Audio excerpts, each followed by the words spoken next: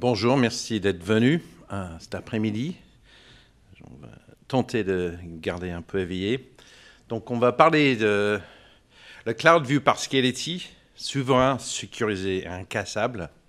Alors, si vous ne connaissez pas Scality, c'est une société qui fait un logiciel de stockage. Stockage, système distribué de stockage à très grande échelle. Et à savoir que quand vous stockez en format objet les données chez 3DS Outscale, vous utilisez une plateforme basée sur la technologie Scality. Donc, on est très content d'être là aujourd'hui et de parler de pourquoi on pense que ces choses-là sont très importantes pour des systèmes de stockage. Je commence avec un slide que je trouve à la fois comme tous les autres, avec cette courbe qui monte, mais un peu curieux en même temps, presque difficile à croire. Parce qu'on parle ici de nombre de nouvelles applis qui se font chaque année. Et ce qu'on apprend, c'est que les applis cloud native ont une caractéristique qui génère beaucoup plus de données que les applis traditionnelles. On dit qu'ils grossissent 10 fois plus rapidement que celles des applis traditionnelles. Donc, bon, il y a beaucoup de raisons derrière ça. Une des raisons, c'est que quand on est passé du web 1.0, on diffusait. On est maintenant dans un web, on va dire 2 points quelque chose, où on diffuse, on ne fait pas que diffuser, on partage énormément de données. Et ça fait, au lieu d'avoir 8 milliards de personnes qui regardent, on a 8 milliards de personnes qui produisent. Et 8 milliards au carré, ça fait beaucoup de données. Donc, ça, c'est une des raisons, il y en a d'autres. On estime qu'en 2023, 500 millions d'applications vont être déployées en cloud natif. Donc, évidemment, on parle des containers Kubernetes, etc. Mais c'est extraordinaire, cette croissance de nombre d'applications qui se font, parce que c'est super facile maintenant de faire les applis de jour en jour. Et on estime qu'en 2025, 2 tiers des entreprises vont déployer quotidiennement des applications. Donc, ça veut dire que le stockage des applications est hyper important parce que les applis changent tous les jours et les données, on sait très bien, ils ne changent pas tous les jours. Les données ont persistance. On parle de les 3V des données, mais on a une inertie des données qui est super important. Et ça rend les données vraiment critiques dans ce monde où les applis changent tout le temps. Mais les données grossissent, mais ils ne changent pas tout le temps.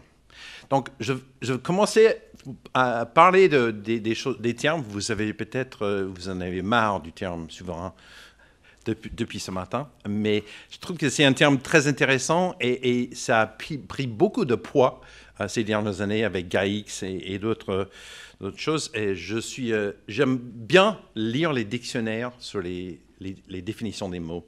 Donc, vous pardonnerez ça, mais souverain, il y a 2 définitions de souverain, efficace et indépendant. Et on a beaucoup parlé du composant indépendant aujourd'hui, et c'est clairement très important que quand on est souverain, on a notre indépendance, on choisit pour nous-mêmes qui a accès aux données, qui n'en a pas accès. Mais l'autre partie du mot souverain est efficace. Alors, efficace dans le sens, on peut dire, ce printemps, les Bleus, dont le tournoi des 5 nations, ont été souverains. Ils ont eu un grand chelem si vous ne suivez pas le rugby, mais souverains dans le sens qu'ils sont les meilleurs. On n'a pas mieux. Et ça, je dirais que c'est un des grands défis pour le GAIX, pour les clouds européens, parce que si on est honnête, les hyperscalers sont souverains, dans ce sens-là, efficacité, ils sont les meilleurs. Et je trouve que c'est vraiment un défi de devenir souverain dans le sens indépendant en gardant la partie efficacité. Il va peut-être falloir accepter un peu d'imperfection des fois dans certaines choses qu'on fait pour se rendre souverain dans l'absolu. Mais je trouve que la souveraineté est très important On parle de réversibilité et portabilité. Si je me mets sur un hyperscaler qui est peut-être hyper efficace, je suis collé à vie. Et donc ça, c'est une des motivations pour ne pas être sur ces gens-là. C'est quelque chose qu'on essaie de promouvoir, que notre technologie est à la fois portable, parce que c'est les mêmes protocoles que les hyperscalers, mais aussi indépendant. Une partie de souveraineté aussi, c'est cette question de conformité avec la réglementation. Et ça, c'est quelque chose que vous avez vraiment de façon claire chez Outscale. Ils en ont parlé toute la matinée. Tout le monde a parlé de ça ce matin, cette conformité avec la réglementation. Et c'est quelque chose que vous n'aurez pas forcément chez les hyperscalers. Ensuite, c'est libre du Cloud Act et on en parle beaucoup. Et souvent, ça veut dire aussi que c'est pérenne. Donc, notre technologie, ça aide les entreprises et les fournisseurs d'accès comme Outscale d'être souverains, mais j'espère aussi que ça les aide à être souverains dans le sens efficacité. On en parlera un petit peu plus. Donc, on a parlé de souveraineté, de sécuriser. Qu'est-ce que veut dire sécuriser? Protéger contre les accès non autorisés, protéger contre les dégradations accidentelles et malveillantes. Donc, c'est un sujet hyper important de nos jours. Comment va-t-on se protéger? J'ai trouvé cette statistique terrifiante. Seuls 13% des entreprises s'en sortent dans les attaques sans payer les rançons. Et on sait très bien, quand on paye en rançon, on a peut-être débloqué des données, mais il n'y a pas de garantie qu'on a nettoyé tout le bazar qu'ils ont mis. Donc, seuls 13% arrivent à s'en sortir sans payer les rançons. Donc, c'est quasiment tout le monde paie les rançons. Raison de plus pour qu'ils continuent. Donc, il faut vraiment trouver les moyens d'avoir des données sécurisées. On a l'ANSSI aujourd'hui qui encourage fortement les entreprises, surtout les PME, les entreprises avec les données à valeur de forte importance stratégique, d'avoir une copie hors site, déconnectée d'une façon ou d'une autre pour garantir qu'on a accès à ces données. On a des fonctions de versioning et de verrouillage qui sont devenues de plus en plus importantes. Amazon innove beaucoup. Ils ont créé une fonctionnalité de Object Lock qu'ils appellent. On a cette technologie dans notre produit Outscale là chez eux. C'est fantastique parce qu'on bloque les données. Plus personne peut les effacer et ça devient un élément de protection très très fort pour les entreprises. C'est aussi très important de choisir un partenaire de confiance. Je pense que vous avez compris ça ce matin avec Laurent. Confiance, confiance, confiance. Secnum Cloud, vous avez tous ces termes. Et c'est pour ça que c'est si important, parce que c'est question de sécurité. Et un dernier élément, c'est de vraiment voir les pratiques en permanence de sécurité. Je pense qu'on a donné les chiffres, plus que 20 000 failles découvertes cette année. Juste pour suivre les failles qui sortent, il faut être vraiment très actif. Ensuite, incassable. Et notre entreprise a commencé en 2009. On ne connaissait pas grand-chose du stockage, mais on imaginait que globalement, les bons systèmes de stockage ne perdaient pas des données. Et on est très étonné, après quelques années, d'avoir nos clients nous dire ce qu'on aime le plus chez votre stockage, c'est qu'on ne perde pas de données. Et donc, d'avoir un système de stockage qui ne se casse pas, c'est vraiment, pour nous, absolument critique. Et on peut se poser la question, incassable, ça veut dire quoi? Ça veut dire qu'il ne peut se casser. Donc, il y a peu de choses dans ce monde qui sont incassables. Même un bloc de béton est cassable. Et donc, comment faire pour rendre les données incassables? On apprend à travers certaines études que plus que 60% des pertes de données sont en cause du hardware. Un disque dur qui crache, je peux demander à laver la main à quiconque n'a jamais vécu un disque dur qui a crashé, mais je pense qu'il y a peu de mains qui sont lavées. C'est des choses qui se passent. Donc, il faut absolument se prémunir contre ces problèmes de hardware qui se cassent. Il faut aussi des technologies qui sont mûres, qui sont éprouvées, qui ont des outils pour les rendre efficaces. Et nous, on croit beaucoup aussi à la nécessité de faire des déploiements géodistribués qui protègent contre et les incendies, et les inondations, et d'autres choses qu'on n'a pas prévues, parce que la perte des sites, ça arrive. OVH nous l'a montré avec une douloureuse expérience cette année, qu'un data center a complètement brûlé. On est toujours en train de découvrir le pourquoi, mais beaucoup de clients ont été tout simplement choqués que leurs données n'existaient simplement plus. Donc, on a plus que 60% de nos clients qui utilisent des déploiements multisites, et on estime que c'est très important pour les systèmes de stockage, Secnum Cloud et autres. Et 3DS OutScale est encore un exemple de système multisite qui protège les données de façon vraiment réelle. Quelle est notre technologie? On a deux technologies. Le premier, c'est le Ring, qui existe depuis 2009. C'est un système distribué de stockage qui est déployé sur un nombre plus ou moins important de serveurs. On parle de 3 serveurs jusqu'à des centaines. Le nom de la société, c'est Scalable pour Scality. On a des plateformes avec 200 milliards de fichiers sur la même plateforme. Les plateformes de centaines de pétaoctets, c'est des chiffres communs chez nous. C'est un système qui marche et système de fichiers et objets, et notamment la version qui est déployée chez OutScale 3DS est simplement système d'objets. Et on a introduit cette année une nouvelle technologie qui s'appelle Artesca.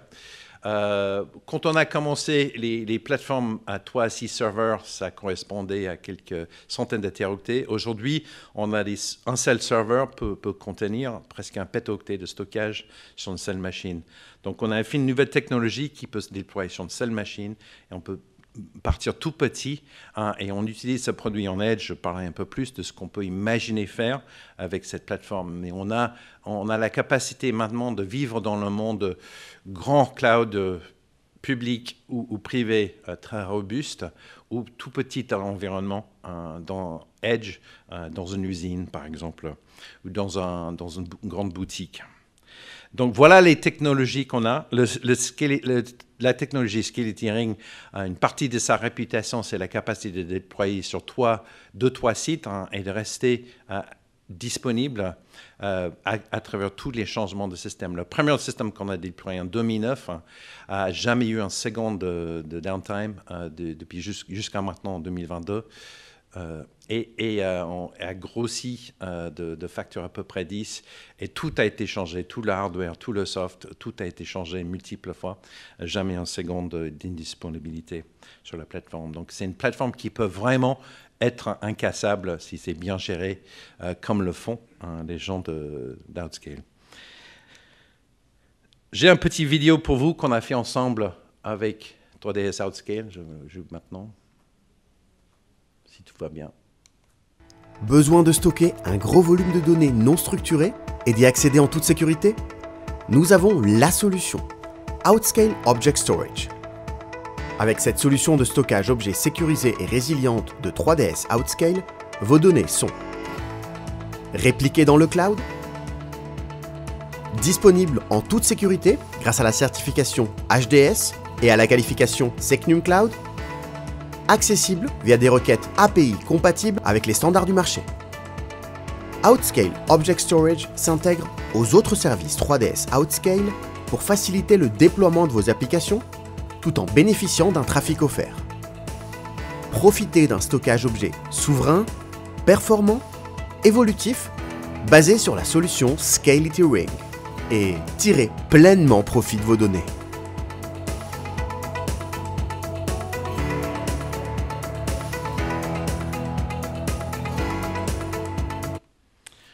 Je ne pense pas qu'il a copié mon accent, je ne sais pas. Donc, stockage objet, pour certains, ça fait partie de votre quotidien. Pour d'autres, peut-être vous posez un peu la question quoi en faire. On va discuter un tout petit peu ce qu'on peut faire avec ce type de plateforme, ce que les gens font avec, et les transitions, comment ça peut vous être utile. Je passe un peu sur les détails. quelle est l'utilité de stockage en tant que service? Je pense que les grandes lignes, c'est que vous ne gérez plus le quotidien du stockage, le remplacement des disques cassés, les mises à jour. Vous stockez et vos données sont prises en charge. La deuxième chose, c'est que la capacité, vous ne faites plus de planification. Quand le système n'a plus de place, ça n'existe pas. Vous rajoutez des données. Il y a toujours de la place pour plus de données. C'est le problème de 3ds Outscale, de gérer derrière. Si vous consommez beaucoup, ils vont suivre et ils vont être très heureux. Ils vont pas être malheureux si vous stockez beaucoup chez eux. Et c'est le gros avantage de tous ces systèmes as a service.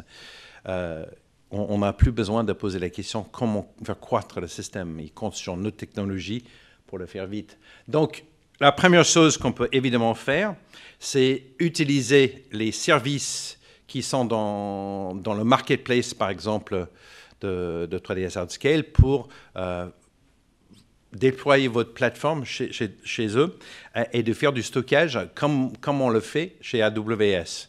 Donc ça, c'est le modèle peut-être le plus simple. On a un élément d'IaaS, stockage de service, et on peut déployer une couche PaaS au-dessus, on peut faire des systèmes Kubernetes, on peut faire beaucoup de choses et on consomme le stockage. Avec une API REST, c'est super simple d'utiliser du stockage objet à travers toutes vos applications. Donc ça, c'est peut-être l'utilisation la plus évidente de la plateforme. Ensuite, on a des suites d'applications très intéressantes. Si vous n'êtes pas convaincu que vous voulez mettre toutes vos données chez Dropbox ou Google Cloud, etc., il y a des applications que vous pouvez déployer chez Outscale qui permettent d'avoir du sync and share sur vos mobiles, sur votre desktop, sur vos web, et comme ces gens-là, mais les données restent complètement souveraines entre vos mains. Et ça, c'est une autre application qui utilise notre stockage derrière. De plus en plus, on a les applications sauvegarde as a service. Donc, Veeam a les outils qui permettent de pousser les sauvegardes dans les clouds publics, d'utiliser toute cette richesse et qui commence à répondre bien à ces questions de l'ANSI, à pousser des données loin de chez vous, loin en principe des hackers qui protègent les données. On a aussi Veeam qui a poussé un peu plus loin.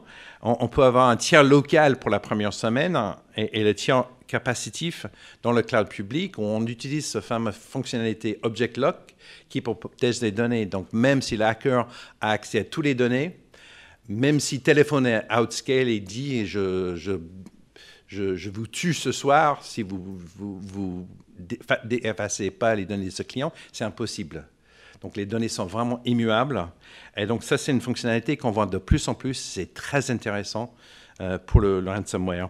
Et du coup, tous les autres suivent Rubrik, Commvault, d'autres outils. Ils utilisent ce modèle avec la réplication d'une tiers de la capacité dans le cloud public où les données sont protégées avec ce qu'on appelle Object Lock, immuable, et on ne peut plus modifier les données. Donc, ça, c'est des outils très puissants pour se protéger contre les problèmes de ransomware et de perte locale des données. Donc, et ça s'enrichit de jour en jour. On monte un peu avec la marée, avec les outils qui ont été faits pour AWS, et 3ds Outscale a cette fonctionnalité. Ensuite, on a d'autres outils comme Zerto, qui un peu le même modèle d'esprit, mais c'est fait pour se remettre tout de suite en selle suite à un problème et repartir très rapidement. Donc, de ne pas devoir attendre la remise des backups, mais de pouvoir repartir tout de suite. On a d'autres outils un peu plus classiques, peut-être NAS as a service, où on peut bouger les données les plus froides dans un cloud public, avoir une réplication qui protège les données, mais aussi gère de la capacité locale. Et ça, on le fait avec... excusez-moi, ça c'est le slide d'après. Celui-ci, c'est les applications qui tournent en local. C'est une application qui s'appelle Cetera. On a un NAS local qui se réplique dans un cloud public. Donc, on a une performance locale de NAS, SMB-NFS, et une copie dans un cloud pour protéger les données. Si votre bureau brûle, vous installez le soft dans un deuxième bureau, vous relancez le soft et vous avez votre NAS de nouveau sur pied. Et l'application plus classique, l'archive des NAS, EasyLearn, NetApp, autres, vous poussez une copie fois dans le cloud public. Ensuite, on a des applications très modernes, Splunk, Elasticsearch, Vertica, notre exemple, où on pousse les données qui sont indexées à travers un protocole S3 et on peut garder les montagnes de logs dans un cloud public. Et l'intérêt de ce modèle-là, c'est que vous scalez en local comme il vous faut. Vous avez les données dans un cloud public et vous pouvez utiliser aussi les applications dans le catalogue chez 3ds OutScale pour regarder les logs d'une façon différente. Donc, ça enrichit beaucoup l'expérience et encore, on protège les données de façon très économique. Dernier exemple, c'est qu'on utilise notre nouvelle application Artesca. Vous déployez Artesca sur des multiples sites, peut-être des usines, peut-être des petits bureaux en province ou dans d'autres pays. Et vous avez une copie locale d'une certaine partie des données et vous répliquez dans le central les autres données. On peut faire des réplications asynchrones, mais dans les deux sens, entre les sites qui permettent d'avoir un sous-ensemble des données disponibles localement. Et dans un petit bureau, on a des données qui sont bien protégées parce qu'il y a une deuxième copie dans la cloud publique avec tous ces outils de Secnum Cloud, multisite et tout ça qui vous protège. Donc ça, c'est quelques exemples de ce qu'on peut faire avec un stockage qui est incassable. Ça, c'est juste une liste d'un certain nombre des systèmes qui existent.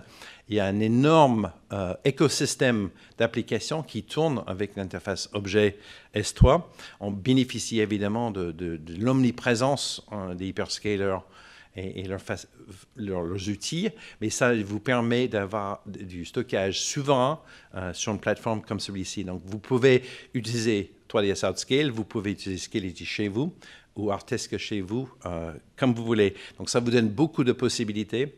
Et on a les outils aussi pour faire du hybride. J'ai un peu chez moi, j'ai un peu chez 3ds OutScale, j'ai un peu chez quelqu'un d'autre, chez Azure, par exemple. Et je décide pour moi-même. J'ai une souveraineté aussi par rapport à où je place mes données. Et mes utilisateurs utilisent tout le même système. Donc, j'espère que ça vous donne un peu plus le sens de ces mots pour nous, Scality, et pour le stockage.